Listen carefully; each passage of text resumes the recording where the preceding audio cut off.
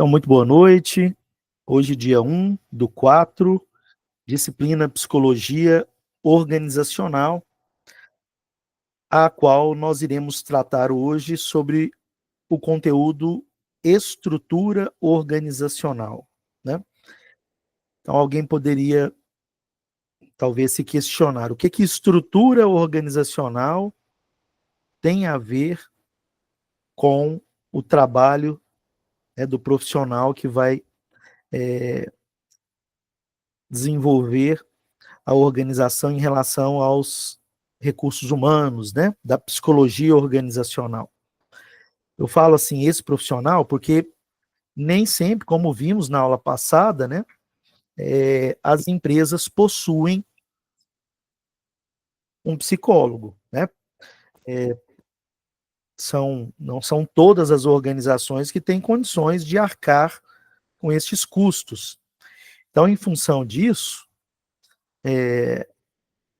isso não quer dizer que a empresa não recrute, não treine, não selecione, não demita, não faça avaliações de clima organizacional, enfim, né, que ela não desenvolva projetos para melhorar o ambiente de trabalho. Então, isso, um fator não elimina o outro, né? Se nós não temos um psicólogo, nós, administradores, vamos realizar as funções que podemos realizar dentro do nosso escopo de atuação. É óbvio que aquilo que a legislação determina que o psicólogo atue, será o psicólogo que vai desenvolver, seja interno da empresa ou terceirizado, né? Então vamos lá, deixa eu compartilhar a minha tela com vocês.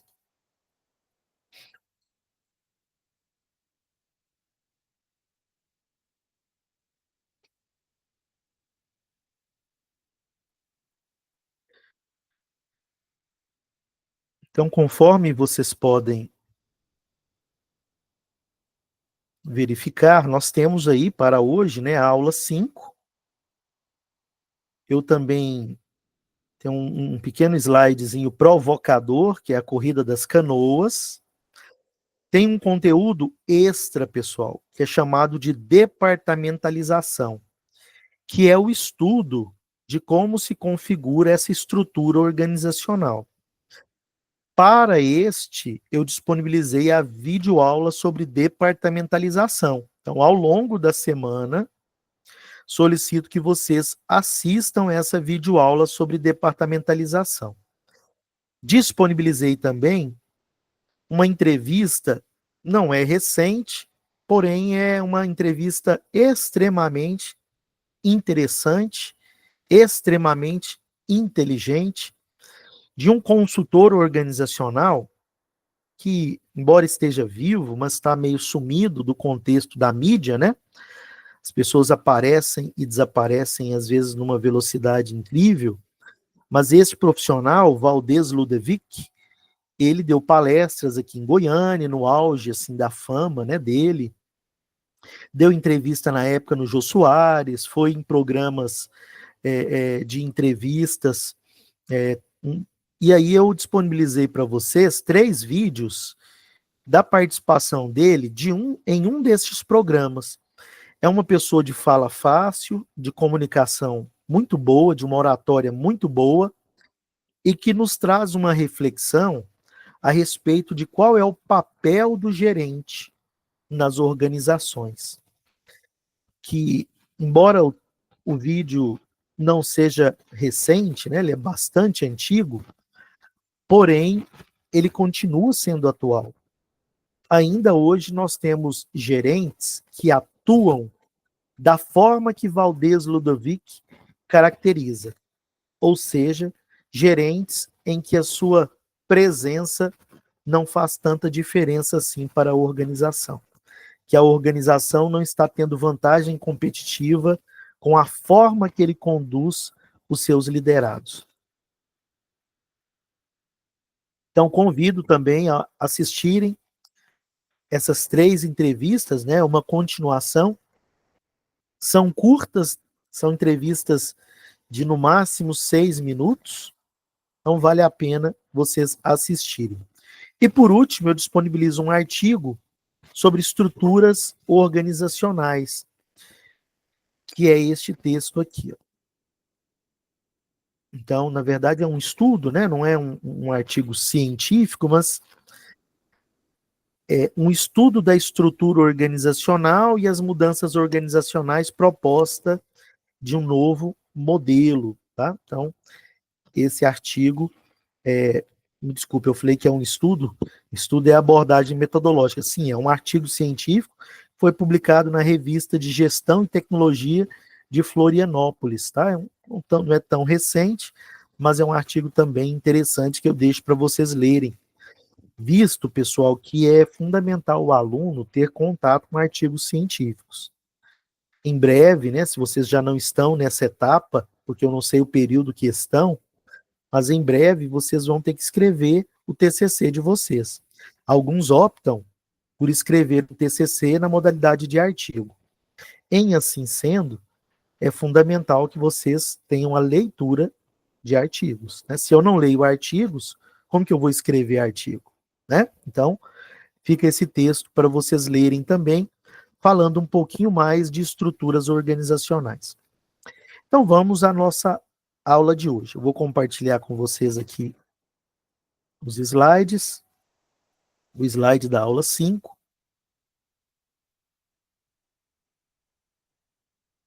E deixa eu inverter aqui.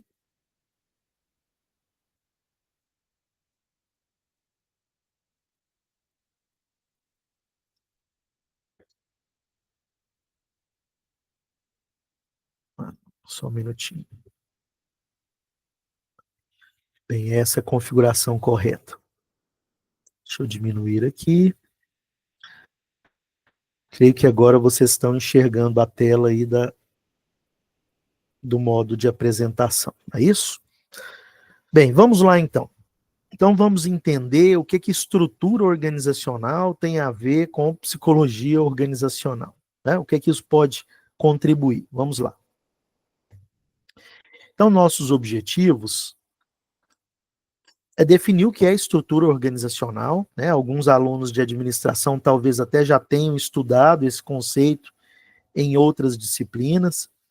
Às vezes ele aparece na disciplina Introdução à Administração, às vezes na disciplina Teoria Geral da Administração 1, às vezes na disciplina Processos Administrativos, aí depende da matriz, né, de curso que você entrou quando prestou vestibular, tá?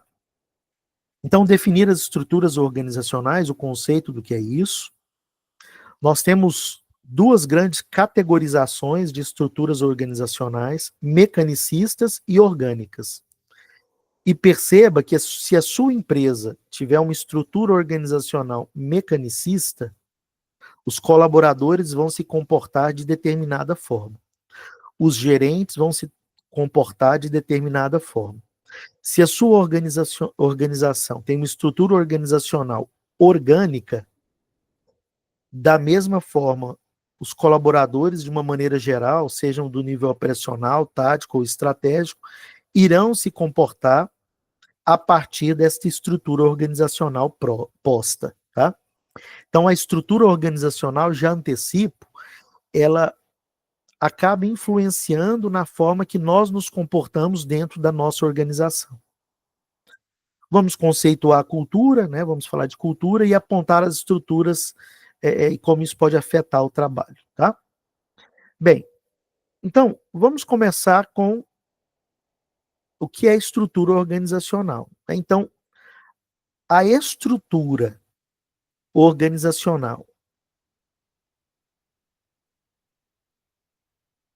Então, a estrutura organizacional e a cultura de uma organização, Carlos, o que é cultura? Eu já falei a respeito, né? Então, cultura é o conjunto de crenças, valores, princípios, comportamentos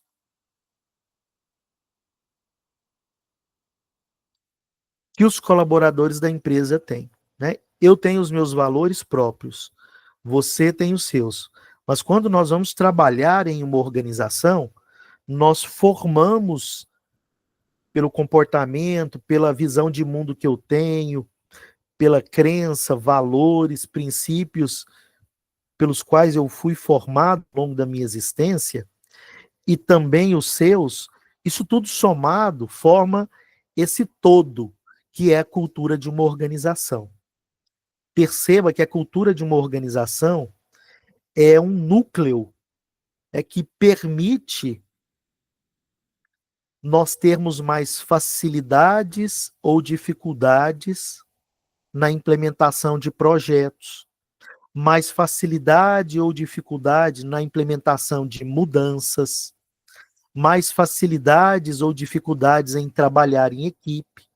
Então, tudo que a psicologia organizacional trabalha, que, resumindo, né, é criar um ambiente de trabalho melhor para que a organização possa ter melhores resultados, tudo isso depende da cultura da organização. Poxa, que honra, viu, professor Cláudio? Forte abraço para o senhor aí. Estamos juntos, viu? Que honra, o pró-reitor de pesquisa dando o ar da graça na live aqui. Obrigado, professor. Gustavo Rodrigues, seja bem-vindo à aula. Bem, então nós temos... Valeu, Gustavo. Então nós temos a estrutura e a cultura da organização, e aqui nós apresentamos ela como ferramentas. Ferramentas indispensáveis para a atuação. Aqui não é só do psicólogo, é de qualquer profissional. É do administrador, é do advogado, é do contador, é do engenheiro de produção, é do engenheiro civil, é do economista, é o psicólogo, das mais variadas profissões que atuam nas organizações. Então, a estrutura, que nós vamos ver o que é, mas é aquilo que define o nível de autoridade e de responsabilidade da organização e como eu vou alocar os meus vários recursos na empresa. Então, a estrutura e a cultura de uma organização são ferramentas indispensáveis para a atuação de qualquer profissional. Influenciam, inclusive, na atuação desse profissional. Bem, e para a compreensão do comportamento das pessoas, do comportamento dos gerentes, né, da maneira que os gerentes gerenciam as pessoas e gerenciam a organização diante do contexto em que elas vivem, né, diante do ambiente que a organização está inserida. Então, a forma que eu me comporto dentro da empresa, a forma que o gerente gerencia as pessoas, a forma que os gerentes lidam com o contexto, ou seja, com o ambiente externo que a organização está inserida. Tudo isso depende, tudo isso se relaciona com a estrutura e com a cultura da organização. Portanto, a estrutura organizacional acaba por interferir diretamente, estrategicamente, no comportamento humano. E, óbvio, se interfere na forma que eu me comporto na empresa, de uma forma talvez proativa, querendo melhorar processos, dando sugestões, querendo inovar, ou não participando, sendo resiliente, fazendo o mínimo, resiliente não, me desculpe, resistente, resiliente tinha que estar nas características do bloco anterior, resistente às mudanças, desmotivado e desmotivador, porque tem pessoas que, estando desmotivadas, desmotivam os que estão ao seu redor. Então, dentro desse contexto, né, isso acaba por interferir o quê, pessoal? Obviamente que os resultados da organização, que os resultados organizacionais. Os resultados que nós temos nas organizações não é fruto do acaso. é fruto, entre outras variáveis, da estrutura que nós temos, que acaba sendo o molde da cultura organizacional. E aí, eu trouxe para vocês, de uma forma, né, meio caricata, só para exemplificar o quanto que a definição da estrutura, que são os papéis que as pessoas exercem nas organizações, pode interferir nos resultados. Por isso que eu trouxe a corrida das canoas. Deixa eu fechar essa apresentação e abrir a apresentação da corrida das canoas, né? Não desliga não, Pedro.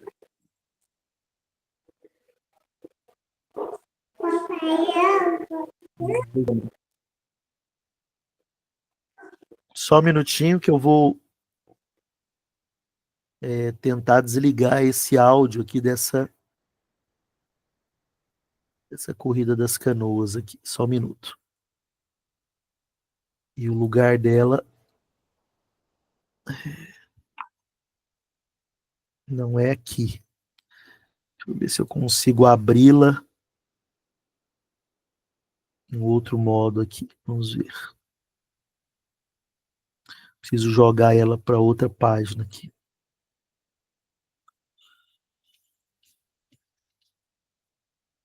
Vocês conseguem me ouvir ou não? Me deem um retorno aí, por favor. Sim, professor, tá dando para ouvir certinho.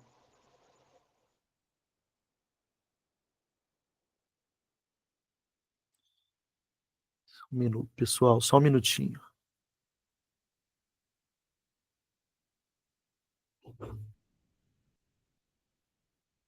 Agora sim.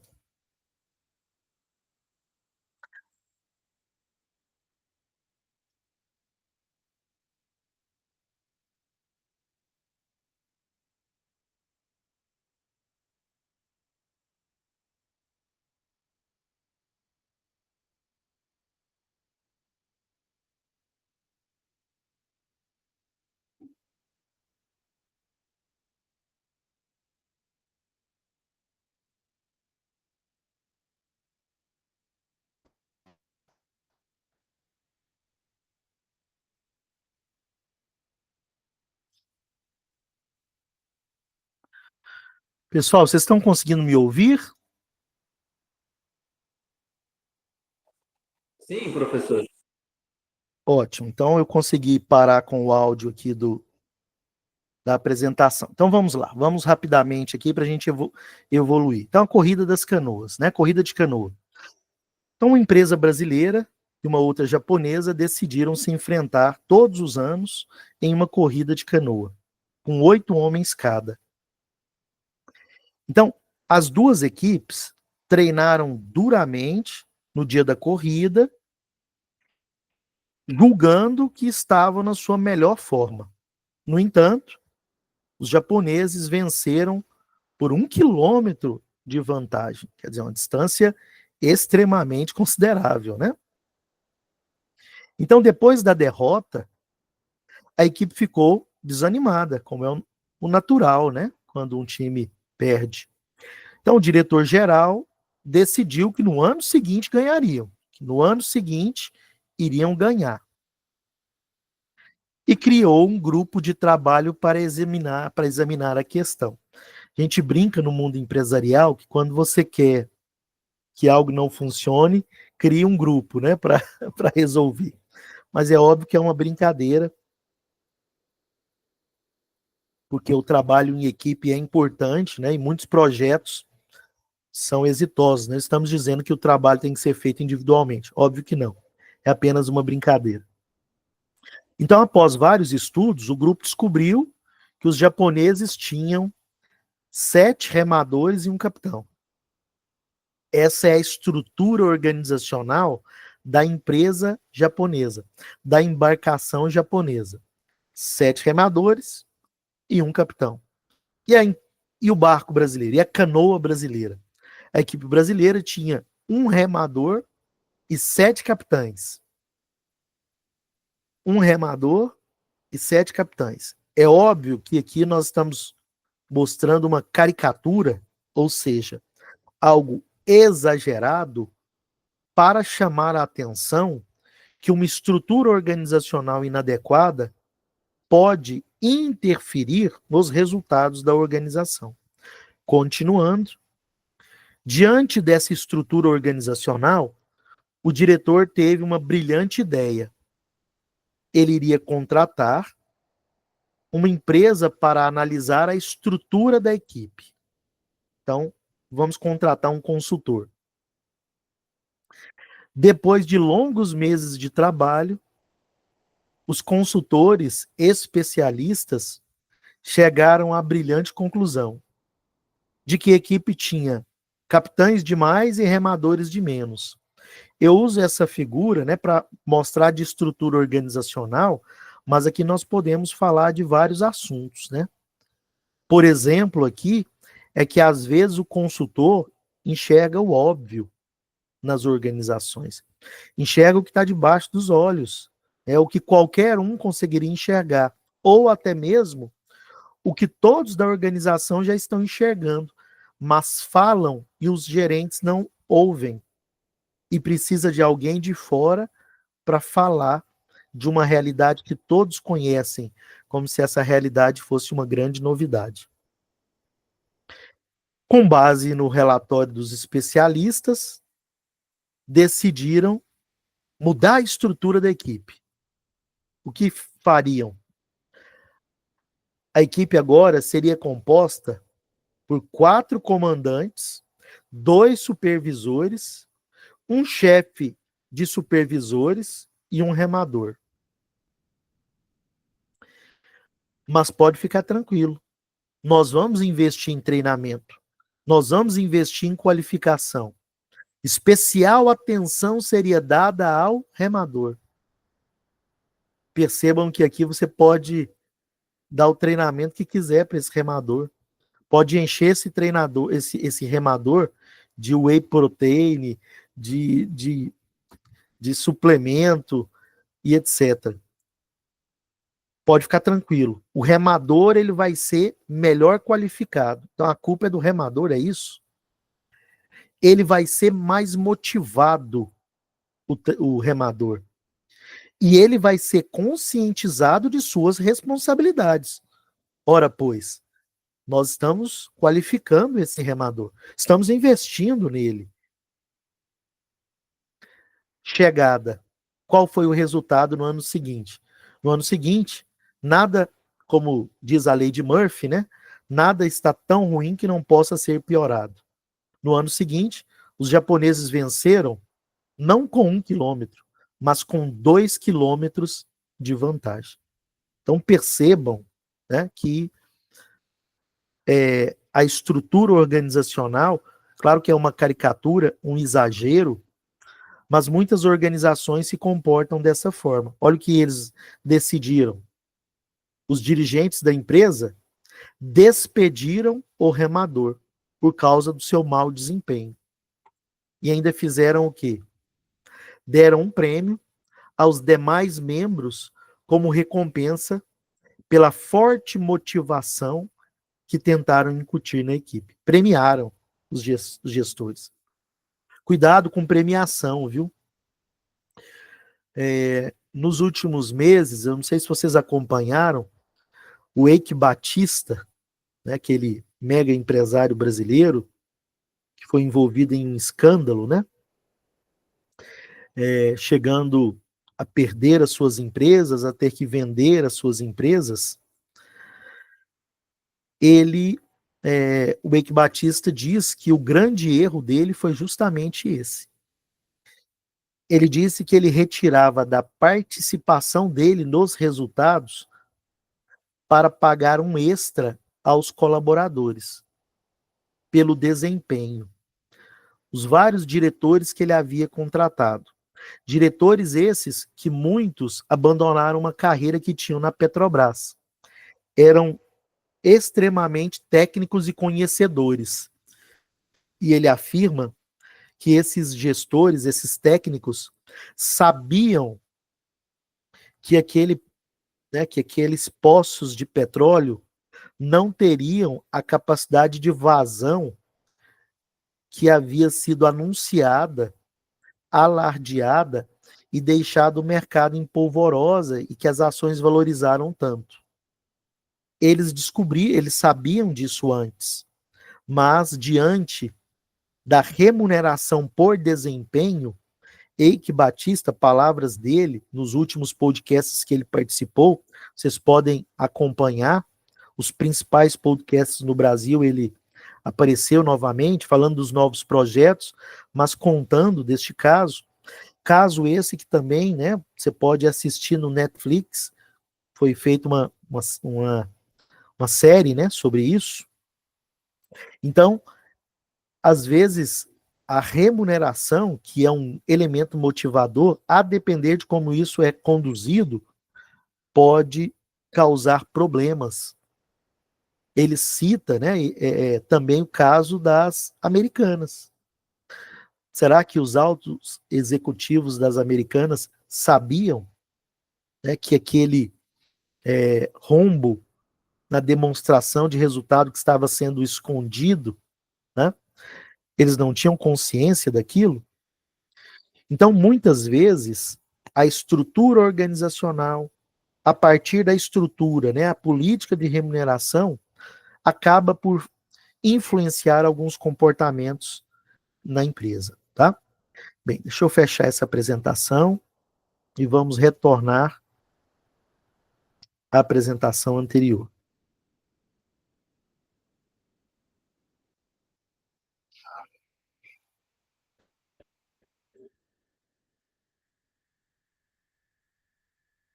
Estão desculpando os barulhos extras aí, pessoal, mas aula à distância é isso, né? A casa não para, eu estou no meu escritório, mas a casa faz barulho, os cachorros dos vizinhos latem e segue o bonde. Então, nós vimos que são indispensáveis, nós vimos que interferem nos resultados. Vide a corrida das canoas. Então, Carlos, defina aí o que é estrutura organizacional, já que isso é tão importante.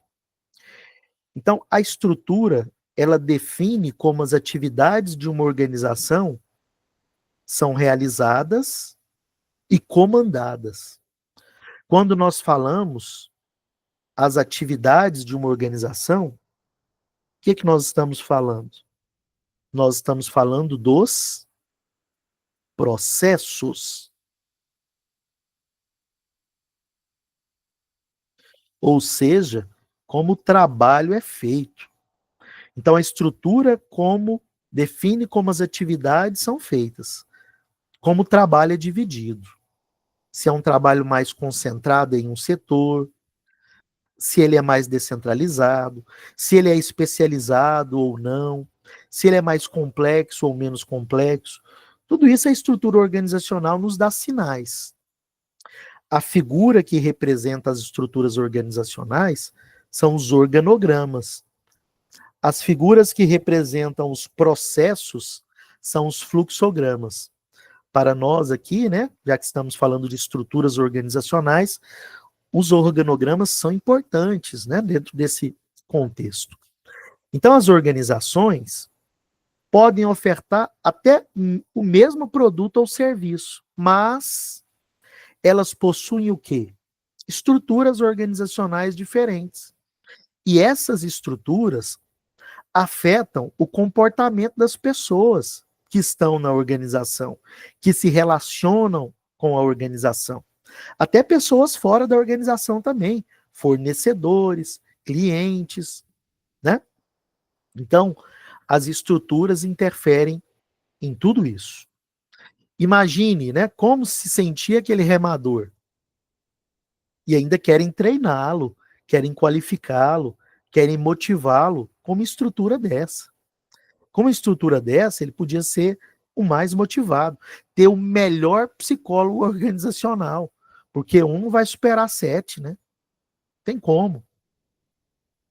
E ainda 7 treinados, né, para tal. Então, dentro da estrutura, o que nós conseguimos enxergar? Como o trabalho é feito, como o trabalho é realizado. Ah, então essa organização, ela tem, né, esses setores de linha, né? Então, então aqui ela ela tem esse departamento que se divide nestes dois.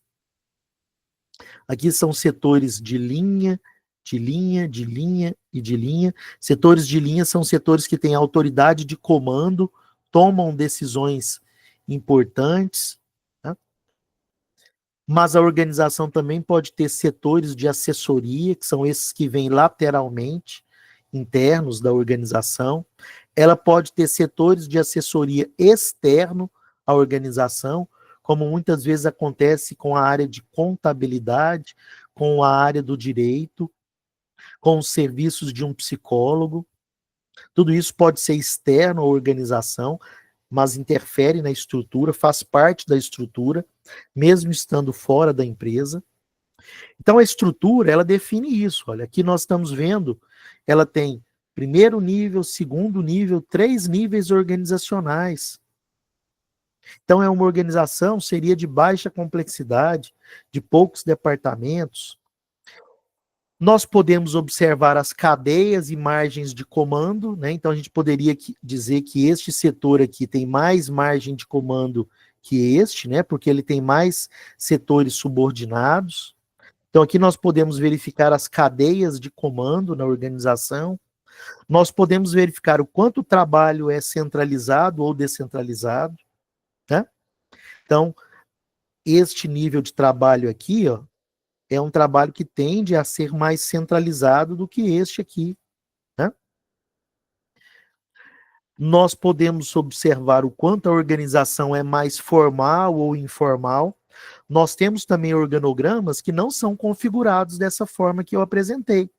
Nós temos organogramas em algumas empresas que são organogramas radiais, no formato de círculo. Então aqui eu tenho, né, um departamento, daqui até aqui outro, outro.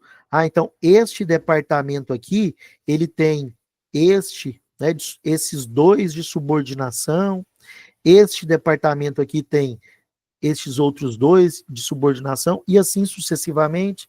Então eu posso ter uma estrutura mais radial, mais horizontal e menos vertical, tá?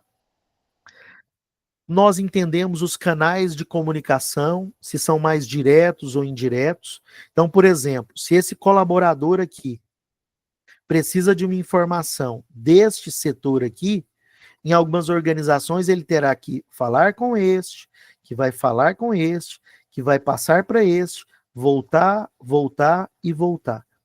Então, isso talvez torne a comunicação um pouco mais lenta, né? Então, eu devo talvez criar parâmetros de comunicação para que ela ocorra mais diretamente, né? Então, existem mecanismos para isso, porque nós vivemos a era da velocidade, da informação. Tom Peters, um importante autor na área da administração, ele fala que antigamente nós vivíamos, né, a era do preparar, apontar fogo. E aí ele fala que hoje nós vivemos a era do preparar fogo. E eu brinco que nós vivemos a era do fogo. Não quer dizer que eu não tenha que preparar, mas a preparação tem que ser dinâmica. Porque a mudança, né, nós estamos no epicentro de mudanças nas relações de trabalho, sobretudo a partir, né, aí só um elemento mais amplo, né, mas a partir da inteligência artificial e também do crescimento da política neoliberal nos países, né? Mas vamos voltar aqui. Então, tudo isso nós temos dentro da estrutura organizacional. Como é o trabalho, como se controla esse trabalho, divide, como se centraliza ou descentraliza, se ele é mais formalizado, em quais aspectos, e como as pessoas se comunicam. Então, dentro desses componentes, a realização do trabalho define se uma atividade completa é executada por vários colaboradores ou se ela é executada, né, por um colaborador, né, especializado nesta parte, né? Então, aqui nós estamos falando de uma estrutura mais ou menos o quê, pessoal? É estruturada no sentido da divisão do trabalho. A divisão do trabalho ela inicia, né, a partir da Revolução Industrial. um autor que muitos nem sabem que ele trata sobre isso, porque ele é conhecido por outros assuntos, que é o economista liberal, um dos pais da economia liberal, Adam Smith, né? O professor economista Adam Smith, ele apresenta a teoria principal dele, é da mão invisível que governa o mercado, mas para além disso, ele também fala da importância da especialização do trabalho. Especialização essa que tem, né, que é cada vez mais exacerbada. Então eu sou especialista em apertar o parafuso direito da roda esquerda da hora que eu entro na empresa, a hora que eu saio. Isso foi muito bem satirizado no filme o quê? Tempos Modernos.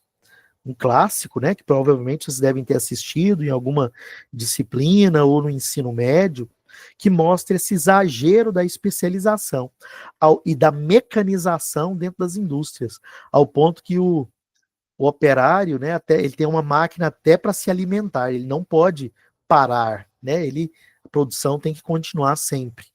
Bem, então, nós poderíamos citar, por exemplo, uma indústria automobilística, né, que monta rádios ali, né, hoje não seriam rádios, né, seriam telas de LCD, mas então nós temos essa montagem pode ser feita por várias pessoas ou por uma pessoa apenas, ou até por nenhuma, né, que é a automatização. Vocês leram o texto, né, sobre a automatização, né, os 3 artigos da Harvard Business Review que eu passei para vocês? Então nós podemos pensar uma configuração de trabalho em que uma pessoa separa as peças, outra coloca, a outra parafusa, a outra testa e a outra, né, embala, fecha ali o equipamento, e cada colaborador se especializa em uma coisa. É a linha de montagem, né? Então, nem sempre o trabalho foi assim, né? Antes da Revolução Industrial, o operário, ele fazia todo o processo de produção. Isso trouxe, né, o que a sociologia do trabalho nos apresenta como alienação do trabalhador. Diferente do que nós apresentamos como realização do trabalho, uma outra empresa, também do setor automobilístico, ela pode usar um outro mecanismo de produção. Ela pode fazer com que os colaboradores realizem a atividade completa. Então, o mesmo colaborador vai separar, colocar, apertar a peça, fazer o teste e fechar o rádio, né? Então, eu posso trabalhar uma perspectiva desta forma, embora o mais comum, né, é que tenha a especialização do trabalho. Um outro componente da estrutura organizacional, então nós falamos do primeiro, né?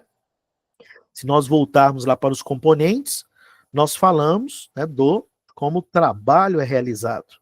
Então ele pode ser para uma pessoa ou especializado. Isso é uma definição de estrutura organizacional. E as cadeias e margens de controle? É o segundo componente. Então, fiquem atentos, porque vocês podem ser cobrados por quais são os componentes da estrutura organizacional. Então, as cadeias e margens de controle. Então, as cadeias determinam quem deve se reportar a quem e o número de níveis de gerentes de uma organização. Então, nós falamos que organizações são mais verticalizadas, quanto mais níveis ela possui, né? Então, ou nós temos organizações que são mais horizontalizadas, né? Ela vai crescendo mais na perspectiva horizontal, né? Tem diferença entre crescer verticalmente e horizontalmente. Quando eu cresço horizontalmente, eu estou aumentando a especialização do trabalho. Quando eu cresço verticalmente, eu estou aumentando tomadores de decisão. E isso torna o processo mais caro, tá? De especialização do trabalho. Podem ser extensas cadeias de comando, né? Então eu posso ter estruturas gigantescas que vão do topo da organização até o nível mais baixo, mais operacional. Imaginemos uma estrutura organizacional da UEG, o tamanho que é, né?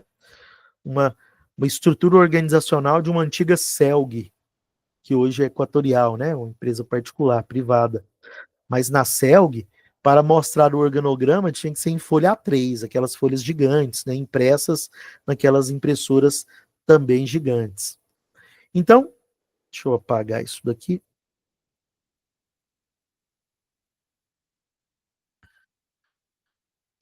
Nós temos configurações diferentes de cadeias de comando, né? Então, as empresas de maior porte, elas têm uma cadeia de comando maior, porque precisam de uma margem de controle também maior. Então, elas têm, muitas vezes, presidente, vice-presidente, superintendente, diretoria, gerência, supervisores, chefias e etc. Podendo ter até um elemento acima, né, que é o que nós chamamos acima do presidente. O que fica acima dos presidentes nas organizações? Nós chamamos de conselho administrativo, que são os representantes dos acionistas, isso para empresas que têm capital aberto, né, ou empresas que pretendam ter, elas adotam essa forma de se estruturar, né? Então pode uma empresa de capital fechado também ter conselho administrativo. São empresas que têm uma gestão mais profissional e que têm uma estrutura organizacional muito mais complexa. Imagine um organograma de uma Petrobras, de uma Embraer, de uma Embrapa. Citei aí 3 empresas de orgulho brasileiro, né? 2 públicas e uma privada, de capital misto, né? No caso da Petrobras. Então, componentes da estrutura organizacional, nós estamos falando da margem de controle, né? Então, as margens de controle irão definir, pelos resultados que forem obtendo, quantas pessoas cada gerente consegue dirigir, né? Com eficiência, com os melhores meios, com eficácia para alcançar os resultados. Então, aqui eu conceituei eficiência e eficácia, tá? O que é eficiência? Usar os melhores meios. E o que é eficácia? Alcançar os resultados. Às vezes eu alcanço o resultado, mas não fui eficiente. Eu fui eficaz, mas não fui eficiente. Quando isso acontece? Quando eu alcanço o resultado. Seja bem-vindo novamente, Gustavo. Às vezes eu alcanço o resultado, mas gasto muito para alcançar esse resultado, né? Então, nessa perspectiva, eu fui eficaz, mas não fui eficiente. E às vezes eu gasto pouco, mas não alcanço o resultado. Eu fui eficiente, mas não fui eficaz. O pessoal confunde isso demais, né? O senso comum confunde isso demais. No futebol, o que eu já ouvi de técnico falar, nosso time não fez gol, não foi eficiente. Não, não. Se não fez gol, não foi eficaz. Eficácia é fazer o gol. É alcançar o objetivo, o resultado. Só que às vezes eu tenho 2 partidas, a de ida e a de volta. E aí na de ida eu ganhei, mas perdi 4 jogadores que são fundamentais. Então eu fui eficaz, mas não fui eficiente, porque na próxima partida eu vou sofrer a perda desses colaboradores, né, desses jogadores. Foi um pouco o que aconteceu com o jogo do final do Campeonato Goiano. Para quem acompanha, né, futebol tem perdido a graça, mas entre a final do Goiano, Vila e Anápolis, né? O Anápolis perdeu o centroavante, né, do time, o goleador do time, eleito ontem, o melhor jogador, ontem à noite, o melhor jogador do Campeonato Goiano. Ele não jogou a final. Então, o Anápolis foi muito eficaz no primeiro jogo, ganhou de 2-0, mas não foi tão eficiente ao longo da semana, porque ele perdeu um craque do time, um jogador importante. Mas é isso, né? O número de pessoas a ser gerenciado colocará o gerente mais próximo ou mais distante das pessoas. Então, quanto mais pessoas o gerente administra, gerencia, mais distante ele estará. Menor será a capacidade dele de dar um atendimento individualizado para a sua equipe, né? Chegando ao ponto da estrutura novamente se modificar e ramificar, né? Então, talvez esse gerente aqui, né, Vou colocar aqui a setinha de novo. Então, talvez o gerente, então esse gerente que tem este setor que ele administra, talvez são tantos colaboradores que ele não conseguirá, ele terá que criar um outro setor aqui, colocar colaboradores ou pegar colaboradores desse setor e subdividir em outros setores. E a pessoa, né, que ele gerencia aqui será gerente desses demais setores, né? Então, são as distribuições da estrutura organizacional, as ramificações. Então, o número de pessoas a ser gerenciado colocará o gerente mais próximo ou distante dos colaboradores. E esses resultados, né, vão variar de acordo com a cultura, com a estrutura, serão únicos, diferentes de uma empresa para outra, né? Cada CEO da empresa vai dando aí o tom do tipo de cultura que ele deseja, de estrutura que ele deseja, que também influencia na cultura, tá? Mas o termo melhor aqui é a estrutura que ele deseja. Claro que estrutura organizacional, pessoal, assim como cultura, tá? Cultura não é algo que você muda fácil. Por quê? Porque nós, seres humanos, não gostamos de mudança. E estrutura organizacional é mais difícil ainda de ser mudada. Por quê? Porque nós estamos falando de relações de poder dentro da organização. E essas relações são de disputa, né? De competição, o tempo todo. Então, óbvio que mudar estrutura no papel é fácil, mas na prática é uma tarefa das mais difíceis nas organizações. Porém, às vezes é necessária, né? Não é porque um tratamento é difícil que eu não devo realizar.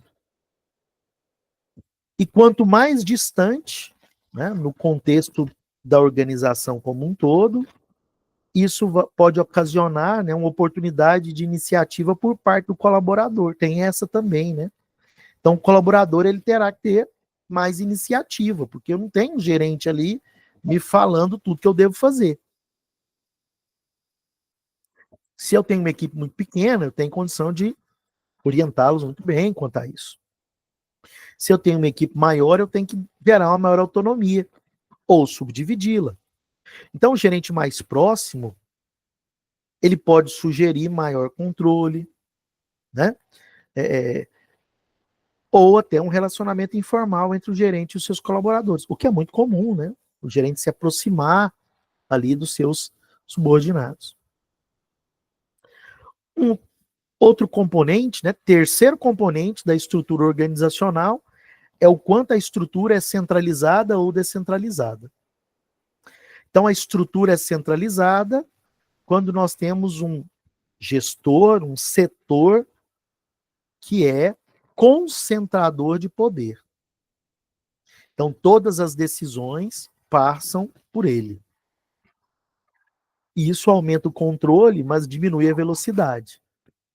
Então, em oposição a uma estrutura centralizada, nós temos as descentralizadas, em que o comando, em que as tomadas de decisão não se restringe à figura do chefe maior ali, do gerente maior.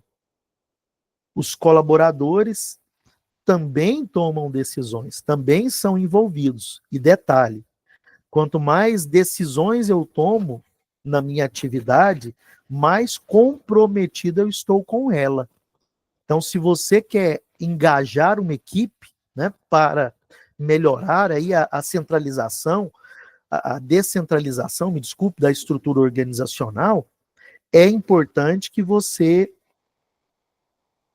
delegue, né, que você descentralize essa estrutura. Numa estrutura descentralizada, os colaboradores tomam decisões, né, numa frequência maior. Por exemplo, né, ao entrar no sistema, o colaborador percebe que os estoques dos produtos que são distribuídos aos PDVs, aos pontos de venda, estão baixos.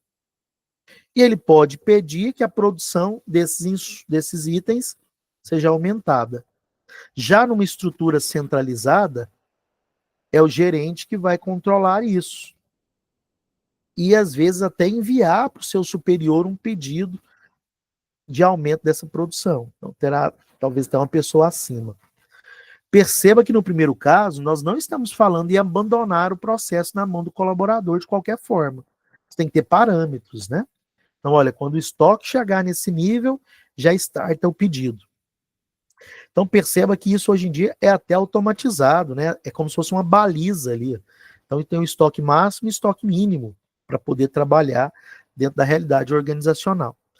Então, o grau de autonomia que o gerente dá para os seus colaboradores dependerá do grau de centralização ou descentralização que a estrutura adota.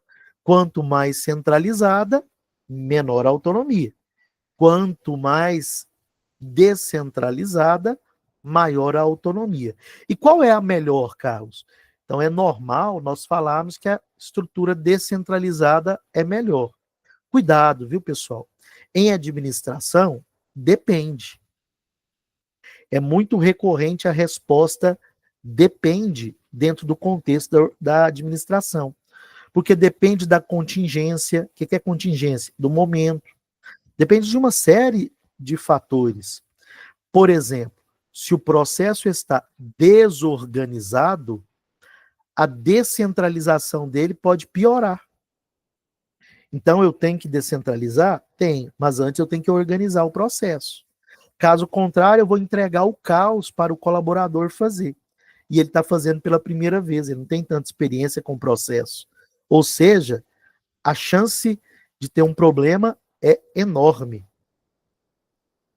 E isso vai reforçar mais ainda a estrutura centralizada, né? Tá vendo? Por isso que eu não delego. Eu delego e ele não dá conta de fazer. Pessoal, se tiver necessidade de intervenção, tá? Se vocês quiserem, né, falar algo, estou à disposição. Podem falar, tá? Eu só ver aqui no... Eu não coloquei o chat do lado. Ah, tá. Foi o Gustavo falou que tá dando para ouvir certinho. Beleza. Professor, Pois não. só hoje, talvez eu vou ter que sair um pouquinho mais cedo, porque minha mulher está fazendo prova na faculdade dela, né? Então ela está saindo mais cedo. Tem problema Talvez eu não, vou Gustavo. um Tá, pouquinho mais tranquilo. cedo. Tranquilo, sem problemas, tá? Mas hoje a aula é curta também, não é muito extensa não. Mas se tiver essa Beleza, mas eu necessidade, aviso. não tem problema não. Bem, então, tranquilo. Então, um quarto elemento, né? A formalização. Nós temos organizações, como por exemplo as organizações públicas, que são mais formalizadas, né? Que têm mais padrões definidos. Isso na área da administração, nós estudamos na introdução à administração, quando estudamos a teoria burocrática de Max Weber, que trabalha essa padronização das regras dentro das organizações. E também estudamos padronização de processos na disciplina gestão da qualidade. Alguns também estudam gestão da produção. Então, a formalização é essa padronização dos processos, mas também das normas de conduta. Então, nós temos estruturas, nós temos regras para tudo. Padronização para tudo, né? Outras nós não adotamos. Por exemplo, uma organização que é certificada, né?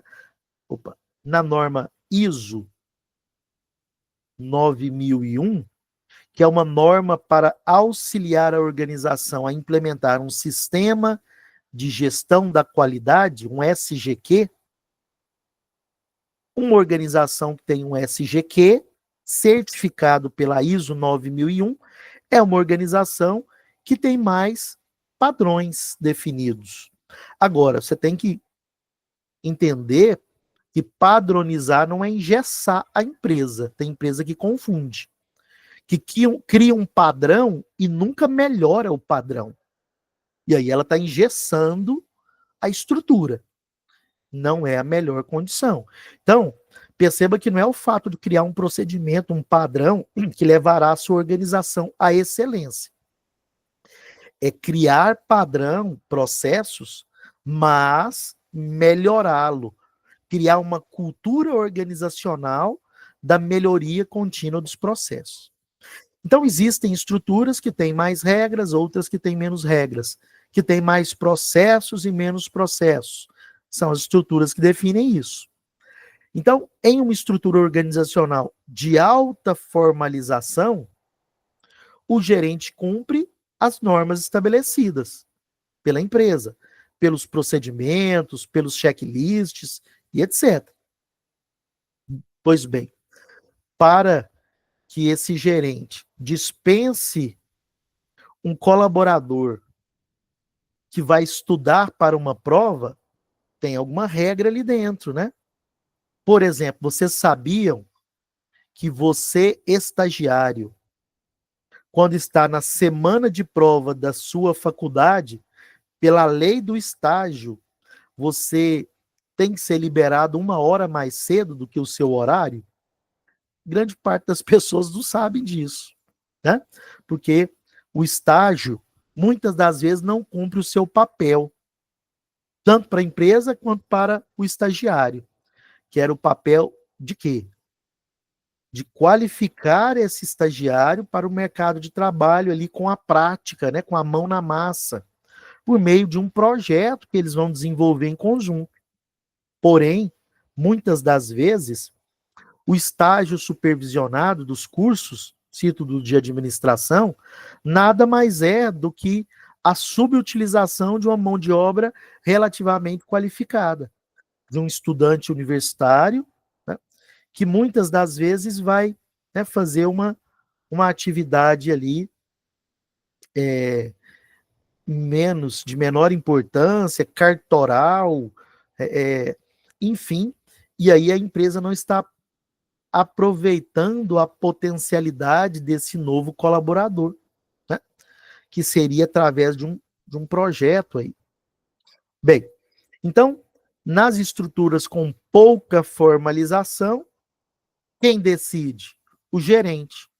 Na outra não é ele não, Carlos, na mais formal, também é ele. Mas qual a diferença?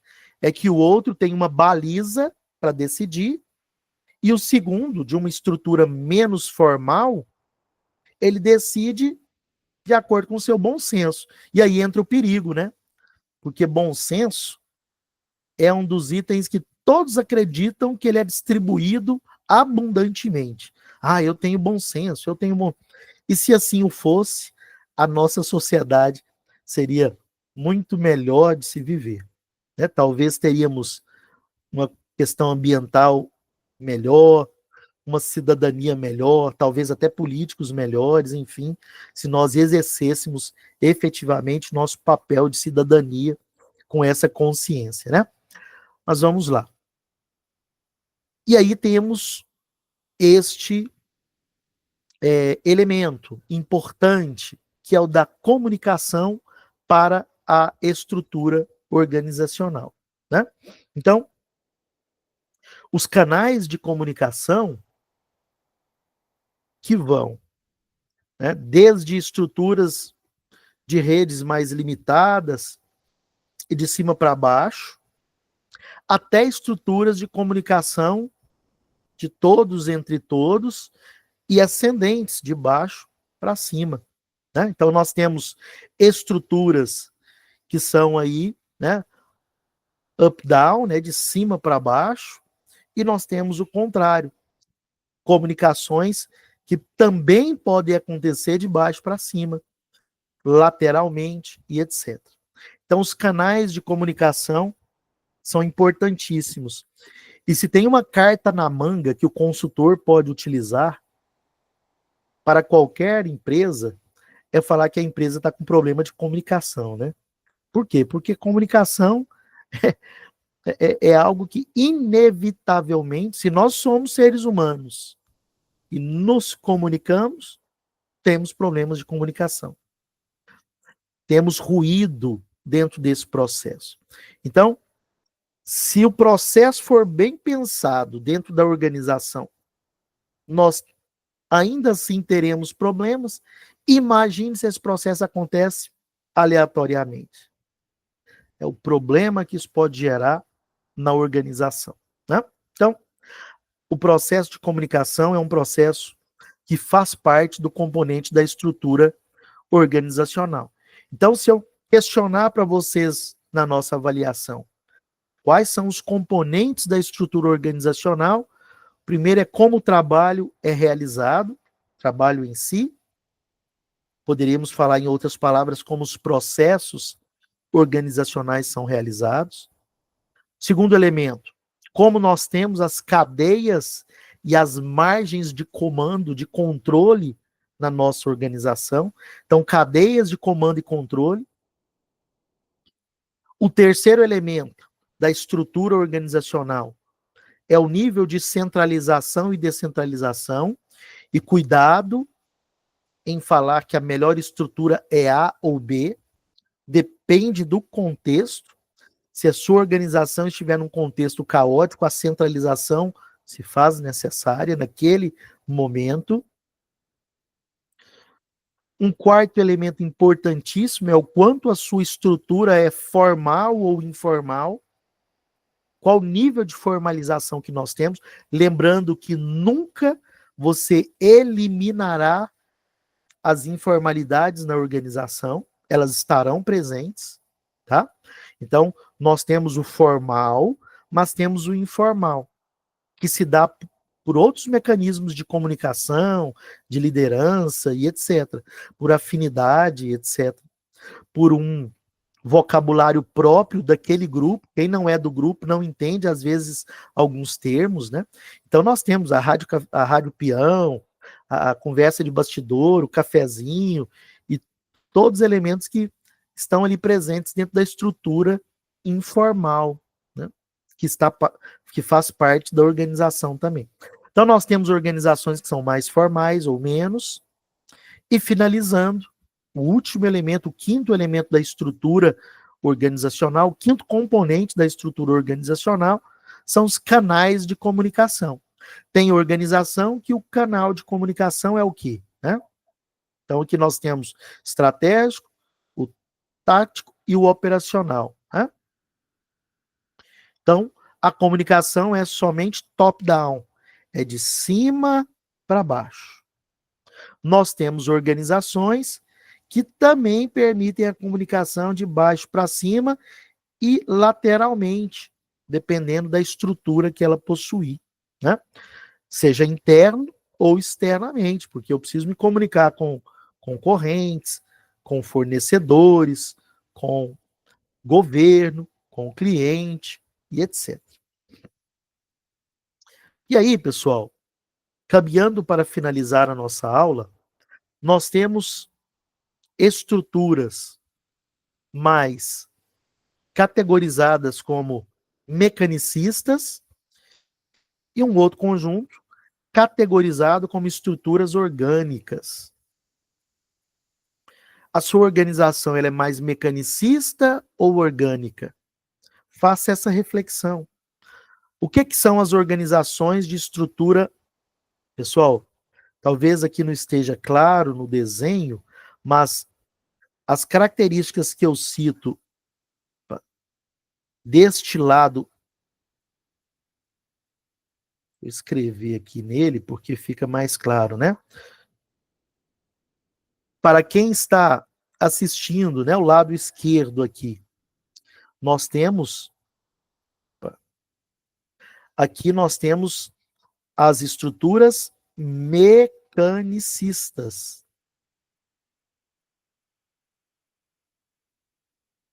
Do outro lado, as estruturas orgânicas e as suas características, tá? Então, as estruturas orgânicas tendem a ser consideradas como mais modernas, mais contemporâneas, mais voltada para organizações que precisam de mudar mais rapidamente, certo? Então, nós temos as estruturas mecanicistas, nós temos a estrutura vertical, ela é a dominante. Nós temos a hiperespecialização do trabalho, a hierarquia, as cadeias de comando mais rígidas de autoridade. Se a estrutura é mais vertical, a comunicação também é mais vertical. Foco mais em regras e regulamentos. A estrutura organizacional tem uma configuração mais de departamentalização funcional. Ao assistir a minha aula de departamentalização, que eu disponibilizei para vocês, vocês vão entender as várias formas de departamentalizar. Pode ser por função, por projeto, por processo, por produto, por cliente, por território, mista, matricial. São as inúmeras formas de configurar a estrutura organizacional. A estrutura mecanicista, os processos não se integram tanto, são mais isolados. A tomada de decisão é mais centralizada e o controle tende a ser mais rígido. E as estruturas orgânicas são mais horizontais, tendem a ser mais inovadoras, usando às vezes organogramas radiais, né, circulares. As tarefas são mais compartilhadas, até porque para que eu tenha inovação isso é necessário. A hierarquia ela é mais fluida, mais solta. A autoridade ela é baseada mais no conhecimento. A comunicação é mais direta. Existe uma configuração mais propícia para desenvolvimento de equipes e forças-tarefas que nós poderíamos chamar também, sabe do que, pessoal? Deixa eu colocar aqui, projetos. Então, a organização é mais moldada por projetos. A ênfase é nas pessoas, enquanto a ênfase é nas normas. Os processos são mais integrados, as decisões mais descentralizadas e em algumas organizações até mais informais. E a ênfase no resultado, nas metas alcançadas. Isso é mais importante do que o controle apenas. E o que é melhor, então, Carlos? É o caminho do meio, é o equilíbrio. Que a minha organização tenha estrutura mecanicista onde é necessário e estrutura orgânica onde também se faz necessário. Que eu possa mesclar essas estruturas. Então, finalizando, né, o último tópico, o tipo de estrutura que a organização possui dá o tom, a direção das suas práticas gerenciais, do comportamento dos gerentes, mas também do comportamento dos gerenciados, da equipe que ele constrói. A estrutura mecanicista, talvez muitas das vezes, ela é mais usada dentro de uma cadeia de comando mais extensa, num contexto mais formal, em organizações de maior porte, porque nós podemos perder o controle.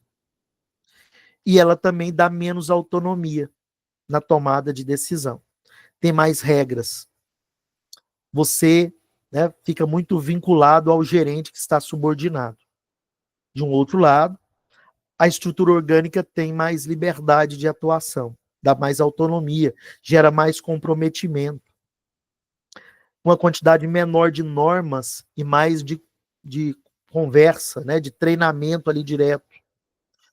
E os colaboradores tendo mais autonomia, os supervisores são mais no sentido de dar um apoio e medir resultados, e não de, né, serem babás de adultos ali. Cada passo ele está acompanhando. Enfim, os outros colaboradores também tomam decisões, claro que tem que ter balizas, né? Senão vira anarquia. E, né, tendem a ser mais democráticas e os colaboradores se envolverem na medida do nível que estão ali na organização. Não vamos ser inocentes para acreditar que o colaborador operacional vai traçar os rumos estratégicos da organização. Mas, sim, ele pode, né, contribuir com essa reflexão. Então, era isso que nós tínhamos para hoje, tá? Nós estudamos a aula 5 e eu disponibilizei para vocês um conjunto de elementos que eu falei no início da aula, que é um conjunto de material sobre departamentalização. Aqui não abriu, mas... agora abriu. Desculpe. Então, aqui eu tenho, né, os os slides de departamentalização, tá? Os vários tipos, vantagens e desvantagens, e tem uma aula que respalda isso. Então, a grande atividade da semana é assistir a aula de departamentalização, os vídeos de Valdez Ludovic, um consultor importante dos anos 2000, e ler o artigo que propõe uma estrutura organizacional. Aí, eu não coloquei aqui não, mas eu vou colocar, pessoal. Uma estrutura organizacional mais contemporânea, tá? Pensei que o material estava inserido, eu cometi o erro de não inseri-lo, mas vou inseri-lo assim que desligar a aula, ok? Então, por hoje é só. Como eu estou registrando aqui também o texto, né, que vocês estão escrevendo, e eu estou com um problema de acesso no, no portal docente. Eu peço que vocês escrevam, né, a partir de agora aí no chat, só escrevam, não, falem, né, Pablo presente, Gustavo presente, Fábio presente, só para ficar registrado, tá? Por hoje é só, obrigado, pessoal. Aula gravada, vou subir no YouTube e é isso. Para esta semana é esse tópico que nós iremos trabalhar, tá bom? Muito obrigado, uma boa semana e aguardo todos vocês novamente na próxima terça-feira, tá bom? No dia 8/4. Obrigado, pessoal. Um forte abraço. Falem o nome e presente aí, por favor, para finalizarmos. Boa noite, professor. Até mais.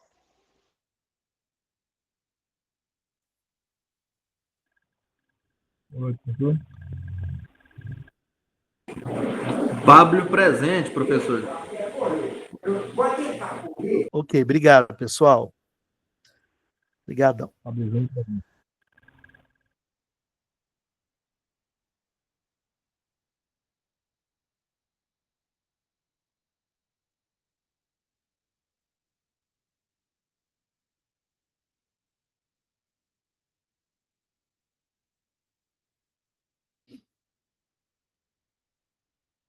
Interromper a gravação. Muito obrigado e até uma próxima.